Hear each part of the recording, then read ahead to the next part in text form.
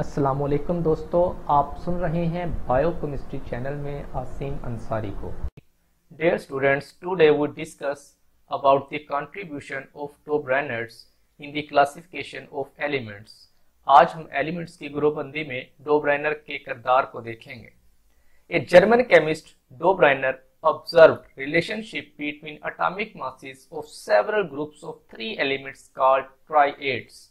डोबराइनर एक जर्मन कीमियादान था। उसने तीन एलिमेंट्स पर मुश्तमिल चंद ग्रुप्स के एटॉमिक मासेस के दरमियान ताल्लुक का मुशाहिदा किया।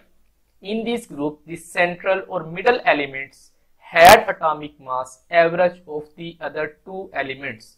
इन ग्रुप्स में से मरकजी या दरमियानी एलिमेंट बाकी दो एलिमेंट का औसत एटॉमिक मास रखता था। जिस तरह आप ये एग्जांपल देख सकते हैं, यहाँ पे देखें कैल्शियम का एटॉमिक मास 40 है। इसी तरह ये स्ट्रोंशियम का एटॉमिक मास 88.5 है। इस तरह बेरियम का एटॉमिक मास जो है 137 है। तो ये एक एग्जांपल है डोबराइनर के ट्राइएड्स की। इसने कहा कि कैल्शियम, स्ट्रोंशियम और बेरियम में से जो स्ट्रोंशियम इसका एटॉमिक मास बाकी दो एलिमेंट्स के औसत एटॉमिक मास के बराबर है। यानी कि अगर आप कैल्शियम के एटॉमिक मास और बेरियम के एटॉमिक मास का सम लेके आप उसका एवरेज निकाल लें तो वो कितना आएगा 88.5। और उसने कहा कि ये 88.5 जो है ये स्ट्रोंशियम का एटॉमिक मास होगा। डोबराइनर के मुताबिक अगर एलिमेंट्स को तीन ग्रुपों में तकसीम किया जाए तो दरमियानी जो एलिमेंट होगा, जो मरकजी एलिमेंट होगा, उसका एटॉमिक मास बाकी दो एलिमेंट के एटॉमिक मास के एवरेज के बराबर होगा।